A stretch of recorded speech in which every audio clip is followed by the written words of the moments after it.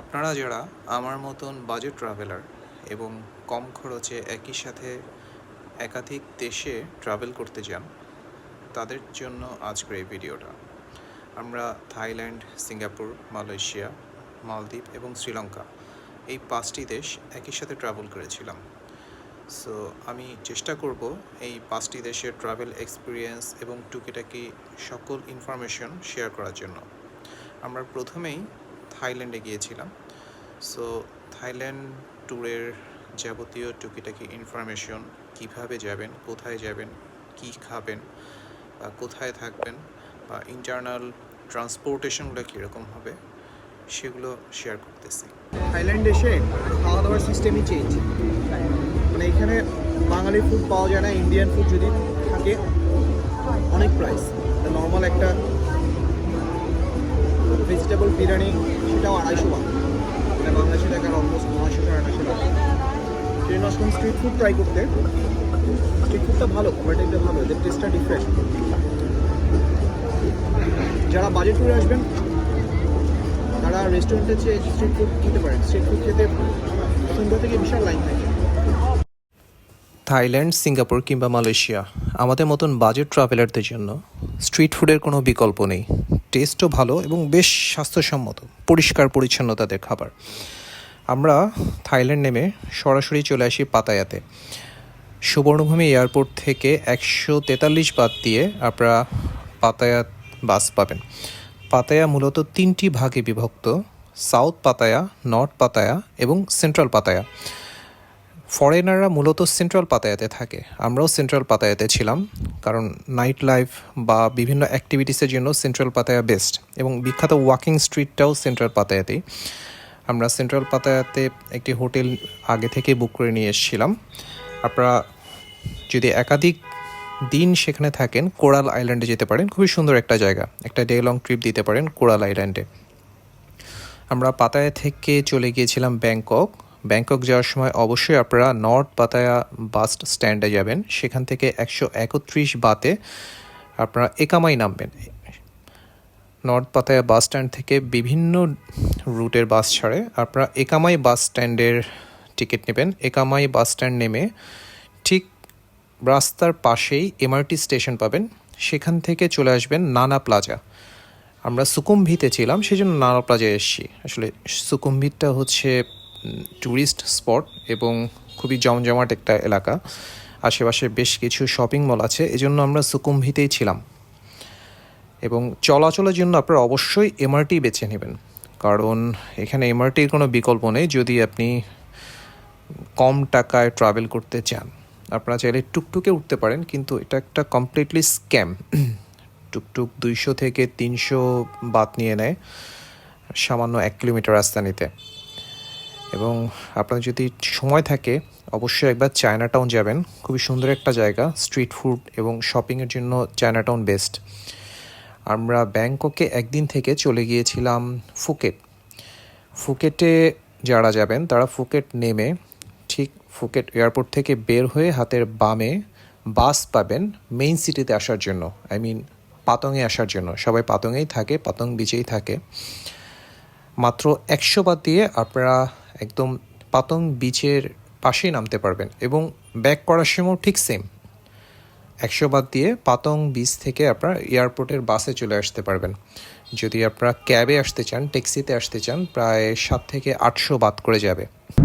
Phuket ছিল আমাদের থাইল্যান্ডের শেষ ডেস্টিনেশন। আপনারা অবশ্যই থাইল্যান্ড ঢোকার আগে ডিজিটাল অ্যারাইভেল কার্ড পূরণ করে আসবেন। আমাদের নেক্সট ডেস্টিনেশন মালদ্বীপ। আমরা ফুকেট থেকে সরাসরি চলে যাই মালদ্বীপে। মালদ্বীপ আসার আগে আপনারা অবশ্যই ইমুগা ফর্মটা ফিল আপ করবেন। আপনার জার্নির 72 ঘন্টা আগে ইমুগা ফর্মটা ফিল আপ করতে পারবেন। এটা মালদ্বীপ ইমিগ্রেশনে আপনাকে দেখাতে হবে। মালদ্বীপে যখন আসবেন আপনাকে মালে সিটিতে নামতে হবে। মালে সিটিতেই মেইন এয়ারপোর্ট। আসলে ম্যাক্সিমাম ট্রাভেলাররা মালে সিটি থেকে সরাসরি চলে যায় মাফুসি অথবা প্রাইভেট আইল্যান্ডে, কিন্তু আমি বেশ কিছু ভিডিও দেখে যেটা বুঝতে পারি, আপনি যখন ব্যাক করবেন মাফুসি বা মালে সিটিতে, আবার যখন ব্যাক করবেন মাফুসি বা বিভিন্ন প্রাইভেট আইল্যান্ড থেকে, তখন মালে সিটি বা হুলহু মালে এই জায়গাগুলো আপনার আন্ডাররেটেড মনে হবে। তাই আমরা প্রথমে মালে সিটিতে ছিলাম। মালে হচ্ছে ওদের ক্যাপিটাল সিটি, খুবই ছোট্ট একটা শহর। আমরা মালে সিটিতে নেমে ওই দিন মালেতেই ঘোরাফেরা করি। রাতের বেলা খুব সুন্দর জায়গা মালে সিটি। এখানে অবশ্য দেখার তেমন কিছু নেই। কিং সালমান মসজিদ আছে, এটা অনেক পুরনো। মালে সিটির পাশেই হচ্ছে হুলহু মালে। এটা আসলে একটা কৃত্রিম দ্বীপ। এই মালে এবং হুলহু মালেকে সংযোগ করেছে মালদ্বীপ এবং চায়না ফ্রেন্ডশিপ ব্রিজ। শুনেই বোঝা যাচ্ছে এটা চায়নাদের করা। আপনারা রাতের বেলা হুলহু মালেতে যেতে পারেন। রাতের বেলা ওদের ফেজ 1টা অনেক সুন্দর একটা জায়গা। ফেজ 1-এ আপনারা কিছু টাইম স্পেন্ড করতে পারেন। এখানে একটা পার্ক আছে, যেমন সেন্ট্রাল পার্ক। বেসিক্যালি আমরা হেঁটেই মালে এবং হুলু মালে ঘুরেছিলাম, খুব একটা বেশিক্ষণ লাগে না। মালে থেকে হুলহু মালে যেতে হলে আপনাকে অবশ্যই বাসে যেতে হবে। আপনারা ক্যাবেও যেতে পারেন, কিন্তু সেটা কস্ট অনেক বেড়ে যায়, প্রায় 100 রুপিয়ার মতন যাবে। কিন্তু বাসে মাত্র 10 রুপিয়াতে যেতে পারবেন। অনেকে হেঁটেও যায়, কিন্তু হেঁটে যাওয়াটা ওয়াইজ ডিসিশন হবে না। আমরা মালে এবং হুলু মালতে থেকে আমরা পরের দিন চলে যাই মাফুসিতে। মাফুসিতে যাওয়ার আপনার 2টা উপায় আছে। একটা হচ্ছে প্রাইভেট স্পিড বোট, আর আরেকটা হচ্ছে সরকারি ফেরি। মাফুসি যাওয়ার 2টি ওয়ে আছে বেসিক্যালি। একটা হচ্ছে প্রাইভেট স্পিড বোট, যেটা দিনের যে কোনো সময় ছেড়ে যায়। যেতে খরচ পড়ে $25 থেকে $30 এবং আসতে খরচ পড়ে $15 থেকে $20। এটা বেশ এক্সপেন্সিভ। আর অল্টারনেটিভ ওয়ে হচ্ছে পাবলিক ফেরি। পাবলিক ফেরি রবি, মঙ্গল, বৃহস্পতি দুপুর 3টায় মালে থেকে ছেড়ে যায় এবং শনি, সোম, বুধ সকাল 7:30টায় মাফুসি থেকে মালের উদ্দেশ্যে ছেড়ে আসে। শুক্রবার এদের গভর্নমেন্ট হলিডে। এটার ভাড়া মাত্র $1.50 USD। তো আমরা এসেছিলাম পাবলিক ফেরিতে, যাওয়া আসা করেছিলাম পাবলিক ফেরিতে। এবং একটা জিনিস মনে রাখবেন, পাবলিক ফেরি আপনার হেনভেরু ফেরি টার্মিনাল থেকে ছেড়ে যায়। তো অবশ্যই একটা দিন আপনারা মাফুসিতে থাকার ট্রাই করবেন, কারণ মালে এবং হুলহু মালে, যেহেতু এটা একটা মুসলিম কান্ট্রি, এখানে অবাধে চলাচল করার কোনো নিয়ম নেই, আই মিন ফরেনারদের জন্য। সো সবাই মাফুসিতেই যায়। মাফুসিতে ফরেনাররা যে যার ইচ্ছা মতো চলাফেরা করতে পারে এবং মাফুসি সব জায়গাটা আসলে অনেক সুন্দর। তো আমরা মাফুসিতে 1 রাত থেকে চলে আসি আবার মালে, এবং মালে থেকে আমরা সরাসরি চলে যাই সিঙ্গাপুর। সবাই একটা কথা মনে রাখবেন, মালদ্বীপ যেহেতু একটা দ্বীপ, এখানে সব কিছু ইম্পোর্ট বেস। এখানে পানিটাও কিনে খেতে হয় এবং খাবার দাবার বেশ এক্সপেন্সিভ। সিঙ্গাপুর যাওয়ার আগে ঠিক থাইল্যান্ড এবং মালদ্বীপের মতন 72 ঘন্টা আগে digital arrival card fill up করে যেতে হয়। সিঙ্গাপুরের ট্যুরটা বেসিক্যালি শুরু হয় সিঙ্গাপুর এয়ারপোর্ট ছাঙ্গি থেকেই। ছাঙ্গি এয়ারপোর্টে ওয়ার্ল্ডের সবচেয়ে বড় আর্টিফিশিয়াল ওয়াটারফল। এখানে একটা ওয়াটারফল শো হয়, এত সুন্দর, না দেখলে বিশ্বাস করা যায় না।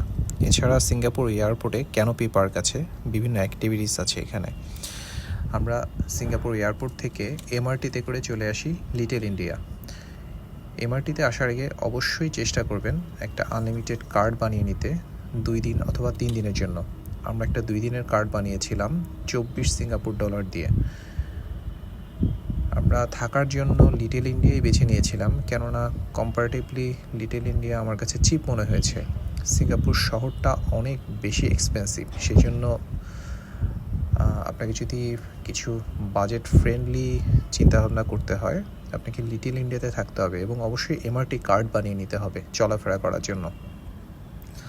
থাকার জন্য লিটল ইন্ডিয়া এবং খাওয়া দাওয়ার জন্য আমি সাজেস্ট করব চায়না টাউন, কারণ চায়না টাউনে অনেক কম খরচে বেশ ভালো ভালো খাবার পাওয়া যায়। শপিংয়ের জন্য জুরং ইস্ট স্ট্রিট, এটা বেস্ট। বিভিন্ন ব্র্যান্ডের শোরুম বা শপ আছে এই জুরং ইস্ট স্ট্রিটে। এছাড়া চায়না টাউনও আপনারা শপিংয়ের জন্য বেশ ভালো ভালো কিছু মার্কেট পাবেন। এছাড়া লিটল ইন্ডিয়াতেও আপনারা পাবেন মোস্তফা সেন্টার, অনেক পুরনো এবং অনেক কম প্রাইসে এখান থেকে আপনারা শপিং করতে পারবেন। সিঙ্গাপুর সিটিটা ছোট হলেও এখানে দেখার বেশ কিছু জায়গা আছে। আপনারা লিটল ইন্ডিয়ার আশেপাশেই পাবেন হাজি লেন, এটা বেসিক্যালি মুসলিম কমিউনিটি। এছাড়া আরব স্ট্রিট আছে, সুলতান মস্ক আছে। আপনারা বিকেলবেলা চলে যেতে পারেন ফোর্ট ক্যানিং পার্কে। এই জায়গাটা বেশ সুন্দর এবং এর পাশেই হচ্ছে সেই বিখ্যাত জাহাজ বিল্ডিং, যেটাকে বলা হয় মেরিনা বে স্যান্ড বিল্ডিং। এর অপোজিটেই আপনি দেখতে পাবেন মারলায়ন। এখানে রাতের বেলা খুব সুন্দর ওয়াটার শো হয়, 7:30 থেকে 8:30 পর্যন্ত এই ওয়াটার শোটা আছে এবং পাশেই আছে অ্যাপলের শোরুম। এছাড়া বিখ্যাত বেশ কিছু ব্র্যান্ডের শোরুমও, লুই ভুটের মতন শোরুমগুলোও এখানে। আপনারা একটা দিন হাতে রাখবেন সেই বিখ্যাত ইউনিভার্সাল স্টুডিও ঘোরার জন্য। আমরা ছোটোবেলায় যত হলিউডের মুভি দেখেছি তার অনেকগুলোর শুটিং হয়েছে এই বিখ্যাত ইউনিভার্সাল স্টুডিওতে। ইউনিভার্সাল স্টুডিওতে আসতে হলে আপনাকে আসতে হবে সেন্টোসা আইল্যান্ড, যেটা ফোর্ট ক্যানিং পার্ক থেকে আপনাকে আসতে হবে ভিভো সিটিতে, এবং ভিভো সিটি থেকে আপনি $4 খরচ করে মনোরেলে করে চলে আসতে পারবেন এই সেন্টোসা আইল্যান্ড। আপনারা বিভিন্ন প্যাকেজ পাবেন এই পুরো ইউনিভার্সাল সিটি ঘোরার জন্য। আপনার যে প্যাকেজটা কনভিনিয়েন্ট মনে হবে সেই প্যাকেজটাই নেবেন। এছাড়া আপনারা চাইলে শুধু এই ইউনিভার্সাল স্টুডিওর আশপাশ ঘুরে চলে যেতে পারেন। ভিতরে যদি না ঢুকেন তাহলে আপনাকে এক্সট্রা কোনো টাকা খরচ করতে হবে না। এই ছিল আমাদের শেষ দিন সিঙ্গাপুরে। সিঙ্গাপুরের পরে আমরা চলে যাই মালয়েশিয়া। সিঙ্গাপুর এবং মালয়েশিয়া যেহেতু পাশাপাশি বর্ডার, সেহেতু আমরা গিয়েছিলাম বাসে করে। মাত্র $25 খরচ পড়েছিল সিঙ্গাপুর থেকে মালয়েশিয়ার বুকিত বিন্তাং পর্যন্ত যেতে, এবং ইমিগ্রেশন প্রসেস খুবই স্মুথ ছিল, মানুষ একেবারেই ছিল না। ইমিগ্রেশন হতে বেশ কিছু সময় আমাদের লাগেনি, আমরা খুব সহজেই ইমিগ্রেশন পার হয়েছিলাম। সিঙ্গাপুরে আমরা সরাসরি চলে আসি বুকিত বিন্তাংয়ে।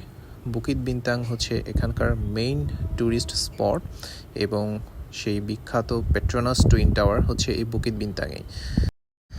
দিনের বুকিত বিন্তাংয়ের চেয়ে রাতের বুকিত বিন্তাং অনেক বেশি সুন্দর। এই এলাকার আশেপাশে আপনি বেশ কিছু বাঙালি রেস্টুরেন্ট পাবেন, খুব সহজেই এবং চিপ রেটে খাবার পাবেন। শপিংয়ের জন্য সেন্ট্রাল মার্কেট, লট 10, কেএল প্যাভিলিয়ন, এছাড়া বেশ কিছু মার্কেট আছে।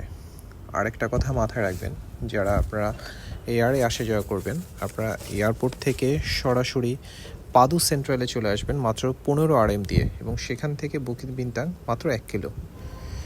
মালয়েশিয়ার কুয়ালালামপুর সিটির আশেপাশে বেশ কিছু ঘোরার জায়গা আছে, কিন্তু সর্বপ্রথম যে নামটা আপনার মাথায় আসবে সেটা হচ্ছে গেন্টিং হাইল্যান্ড।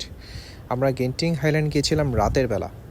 আপনারা যারা রাতের বেলা গেন্টিং হাইল্যান্ড যাবেন, দিনের বেলাও যারা যাবেন, তারা অবশ্যই শীতের কাপড় নিয়ে যাবেন, কারণ এটা অনেক উঁচু অ্যাটিটিউডে এবং প্রচণ্ড ঠান্ডা, যেটা কিন্তু কুয়ালালামপুর সিটিতে আমাদের কোনো ফিল হয় নাই।